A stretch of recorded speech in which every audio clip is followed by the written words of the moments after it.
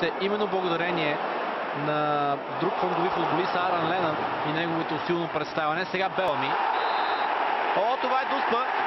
Това е дуспа за Манчестър Сити в 10-та минута. Найран Носуорти отново бе надигран от Крейг Белами и десен защитник, макар че не е доволен от отсъждането на Андре Маринър.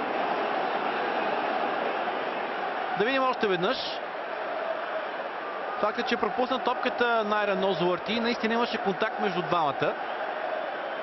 Ето тук настъпи той своя съперник. Друг е въпросът дали Белами линията за Съндърланд. Тевес срещу унгареца. Изстрел на Тевес. Това е 2-0.